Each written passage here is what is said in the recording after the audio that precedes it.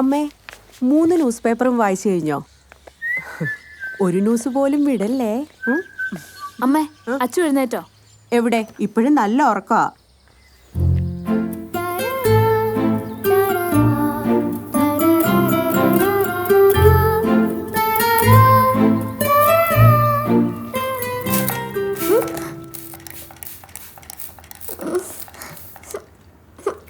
എന്താ മനുഷ്യ സുസ്തായിട്ടൊന്നും ഉറങ്ങാൻ സമ്മതിക്കില്ല. മതി ഇറങ്ങിയത് എണീറ്റേ. വന്നു വെച്ചത് ഒന്നുകൂടെ നിന്റെ ഉറക്കം ഞാൻ കളഞ്ഞേരാം. എണീറ്റ് എണീറ്റ്. മതി മതി മതി. ചേടി മതി.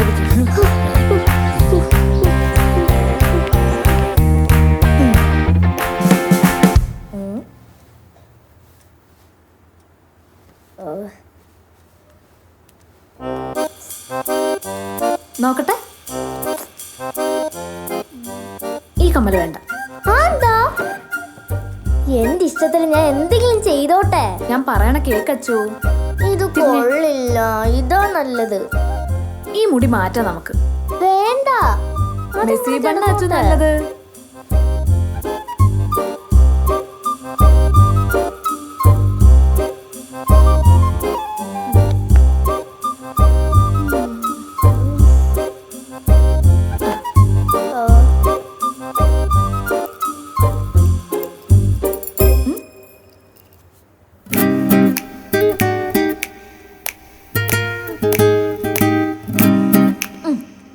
ഇപ്പൊ സുന്ദരിയായി.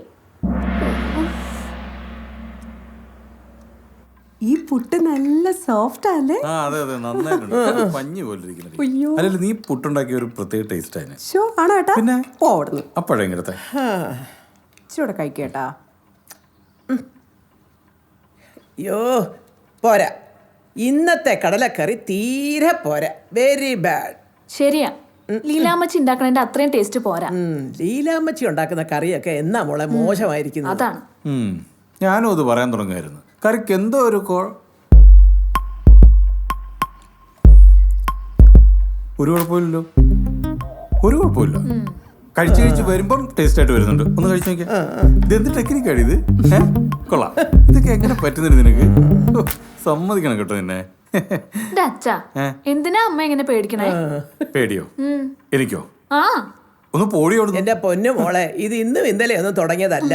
പ്രേമിച്ച് നടന്ന കാലം മുതലുള്ളതാ ഈ പേടി. എന്റെ അമ്മ ഇത് അതൊന്നും അല്ല. അല്ലടി, പേടിയൊന്നും അല്ല, സ്നേഹം കൊണ്ടാ. അല്ലേ സുരേഷ് ഏട്ടാ? പിന്നെ ആണോ? അയ്യോടാ. എന്നാ ഒരു കാര്യം ചെയ്യും, നാളെ മുതൽ അമ്മൂമ്മയും മക്കളോട് അങ്ങ് അടുക്കള കയറ്.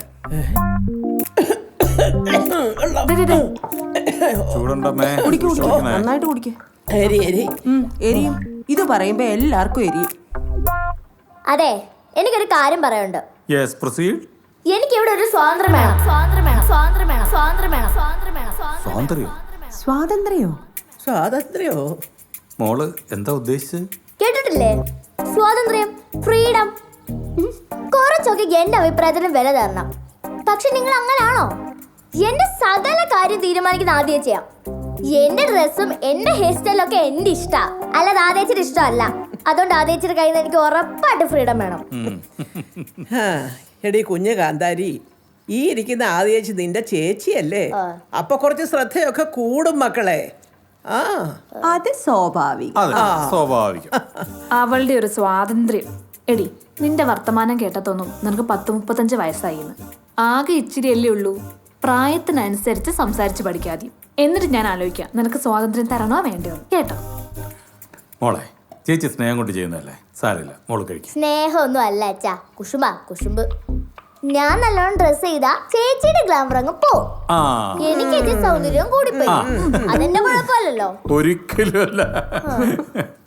അത് നമ്മളെ അച്ഛൻ വീട്ടുകാർക്ക് സൗന്ദര്യം എന്ന് പറയുന്നതേ പാരമ്പര്യമായിട്ട് കിട്ടിയതാ മക്കളെ. ചുമക്കും. എനിക്കറിയാം നിങ്ങൾ എല്ലാവരും ചേച്ചിയുടെ ഭാഗത്താന്ന്. കഴിച്ചിട്ട് പോടി. എന്തുവാടി ഇത്?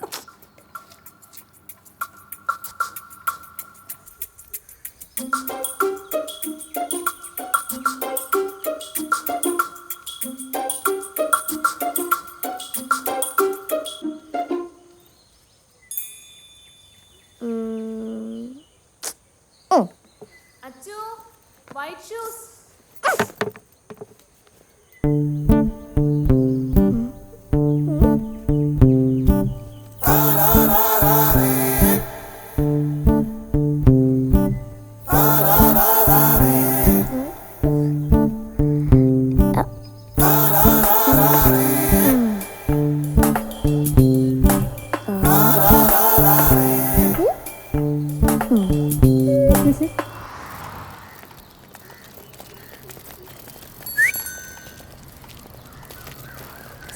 പഠിക്കുന്ന റഹോത്തിന് തന്നെ ചെറിയ നോട്ടമുണ്ട്.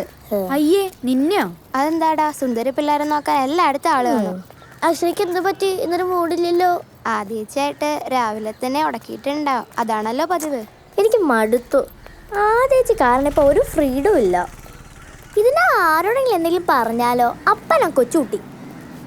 എങ്ങനെയെങ്കിലും വലുതാവണം. പെട്ടെന്ന് വലുതാവാൻ എന്തെങ്കിലും ഐഡിയ ഉണ്ടോടാ? അങ്ങനെ പെട്ടെന്നൊന്നും വലുതാവല്ലേ അക്ഷരേ. പെട്ടെന്ന് വലുതായി കഴിഞ്ഞാൽ എല്ലാവർക്കും നമ്മളോടുള്ള ഇഷ്ടം കുറയും. പതുക്കെ പതുക്കെ വലുതായാൽ മതി. ഇനിയിപ്പോൾ ആരും അങ്ങനെ വലുതായില്ലെങ്കിലും കുഴപ്പമില്ല. ഒന്ന് പോടാ. പെട്ടെന്ന് വലുതാവണം. പെട്ടെന്ന് വലുതായാലും സ്വാതന്ത്ര്യം കിട്ടത്തുള്ളൂ. എങ്ങനെയെങ്കിലും ചേച്ചിയുടെ എസ്കേപ്പ് ആവണം. ദേ, അവള് വരുന്നുണ്ട്. ആണോ? സീരിയസ് ആയിട്ട് ആ സംസാരിക്കണം. പറയാം. ഞാൻ ഇറങ്ങുകയാണേ. ആ മോളെ ആ നീ വന്നേ, ഇവിടെ ഇരിക്കേ. എന്താച്ചാ? അതെ, അച്ഛനൊരു കാര്യം പറയാനുണ്ട്. എന്താ? അത് സീരിയസാ. ഭയങ്കര സീരിയസ് ആണോ? ആ സീരിയസാ. എന്നാ പറ. മോക്കിപ്പോൾ 10-23 വയസ്സായി. ആണോ? പിന്നെ 23 വയസ്സായി. 23 24. 24 24 വയസ്സായി. അപ്പോൾ ഇനി നമുക്ക് സീരിയസ് ആയിട്ട് മോടെ കല്യാണത്തെക്കുറിച്ച് ആലോചിക്കണ്ടേ? എന്നായാലും നീ ഒരു കല്യാണം കഴിക്കണമല്ലോ. എന്നാ ആരാ പറഞ്ഞേ?